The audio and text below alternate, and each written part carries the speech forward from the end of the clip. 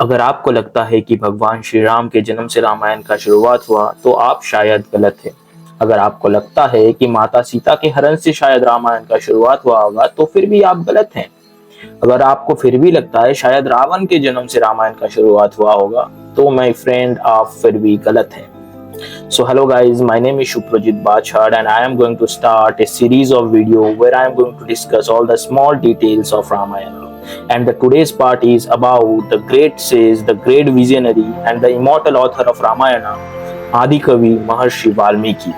तो महर्षि वाल्मीकि एक ऋषि के पुत्र होने के बाद भी स्टार्टिंग से इतने इंटेलिजेंट, इंटेलेक्चुअल, विजनरी नहीं थे। इंडियन हिस्ट्री की माने तो दिव्य ज्ञान प्राप्त करने से पहले वो रत्नाकर नामक एक डाकू हुआ करते थे। किसी कारणवश अपने बाल काल में वो अपने परिवार से बिछड़ जाने के कारण डाकुओं के बीच बड़े हुए थे। उनका एक परिवार भी था और एक डिल्यूजन में रहते थे कि मैं जो भी कर रहा हूँ मेरे परिवार के लिए कर रहा हूँ। सो वो जंगल में रहते थे और उस जंगल के रास्ते से जो भी जाता था और आता था उसको पकड़ते थे, डराते थे, धमकाते थे और उसके पास जो भी चीज होता था उसको छीन के ले जाते थे। उनका कहर आसपास के सारे गांव में बहुत ज्यादा था। सो एक दिन देवर्षि नारद उसी जंगल रास्ते से जा रहे थे और उनका मुलाकात रत्नाकर से हो गया। सो रत्नाकर बोले, हे ऋषि, तुम्हारे पास जो जो चीज है सारा कुछ मुझे दे दो, नहीं तो अपना प्राण से आप तुम जाओगे। तो नारद ने बोले, ठीक है, मैं मेरा सारा चीज तुमको देने को तैयार हूँ, बट मुझे इतना बता दो कि तुम ये चीज कर क्यों रहे हो। फिर रत्नाकर बोला कि मैं सारा चीज अपने परिवार के लिए कर रहा हूँ। फिर नारद बोले, ठीक है, मैं तुम्हें मेरा सारा चीज दे दूंगा। एक ऋषि के पास होता ही क्या है, बट जो भी है मेरे पास मैं सारा चीज तुम्हें दे दूंगा, बट तुम ये पूछ के आओ कि तुम्हारे परिवार के लोग तुम्हारी इस बात से सहमत है कि नहीं, वो तुम्हारे पाप के भागीदार बनना चाहते हैं कि नहीं।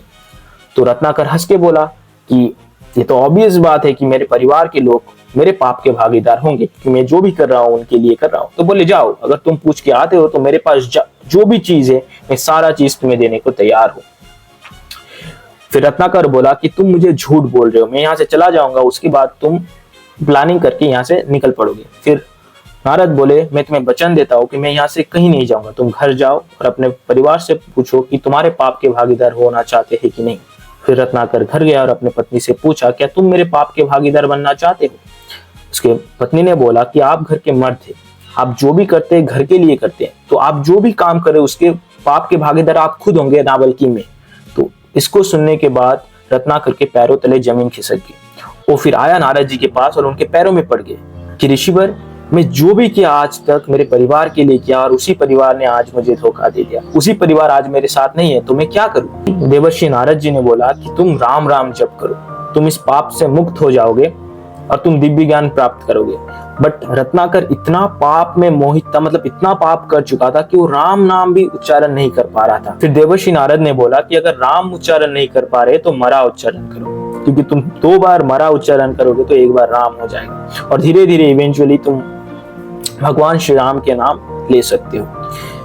फिर रत्नाकर ने मरा मरा मरा मरा मरा मरा मरा उच्चारण करता रहा और तपस्या के बाद आखिर में जाकर उसको दिव्य ज्ञान की प्राप्ति हो ही गई। और उसके कुछ साल बाद ब्रह्मा जी उनको दर्शन दिए तो बोले, वाल्मीकि, तुम्हें एक बड़ा कठोर काम में देने वाला हूँ, एक बड़ा सुंदर काम तुम्हें मैं देने वाला हूँ, तुम रामायण की रचना करो। मैं तुम्हें एक ऐसा वरदान देने वाला हूँ कि अतीत में जो रामायण का घट गया है, वर्तमान जो घट रहा है और आगे जो घटने वाला है, सबका ज्ञात तुम्हें होगा। और फिर महर्षि वाल्मीकि ने रचना की the greatest history of India, Ramayana. उस रामायण को उन्होंने 7 कांड में डिवाइड किया।